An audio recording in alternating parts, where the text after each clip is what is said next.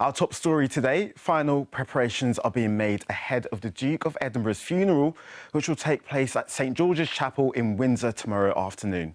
The service for Prince Philip, who died last week at the age of 99, will be attended by 30 guests, including all his children and grandchildren. Shaniqua is live at Windsor Castle for us and can tell us more about what is planned. Morning, Shaniqua. Good morning, De Graft. So yes, I'm here outside of Windsor Castle. So this is the place where the Queen and Prince Philip spent most of their time together during lockdown last year. Now, the ceremonial royal funeral for the Duke of Edinburgh, that will be held tomorrow afternoon at St George's Chapel, which is in the grounds here. Now, usually there'd be hundreds and crowds of people lining the streets to pay their respects, but the funeral will be a much smaller event than if it was to happen during normal times. Now, that's mainly because of coronavirus restrictions, so people are being asked not to gather outside of Windsor Castle, but to watch the service at home on TV instead. And some people have chosen to lay flowers, but they have been removed and moved elsewhere.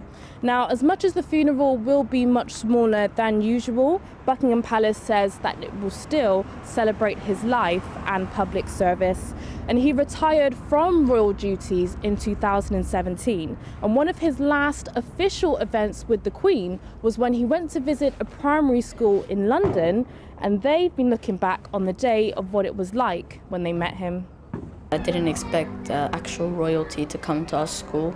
It was one of my best memories, and I'll never forget it. It was special, and it felt a one-in-a-lifetime experience. I feel special because I met Prince Philip and the Queen, and not many people meet them.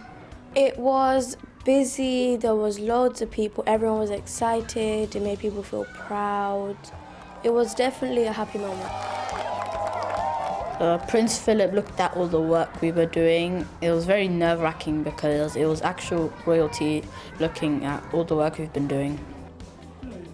It was also heartwarming because Prince Philip was very nice. He complimented my work.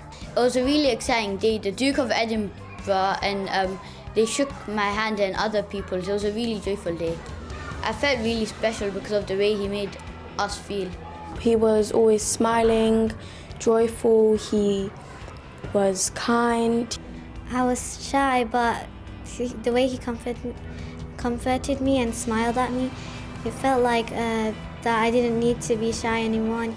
I've been thinking about the Queen a lot, and I really hope she's okay. We're here to comfort her because she's really nice, and it's really sad that she can't see the Duke of Edinburgh anymore. I hope that it will get better for the Queen and that I will send my wishes to the royal family. Don't be sad. Everyone in the country is thinking about you.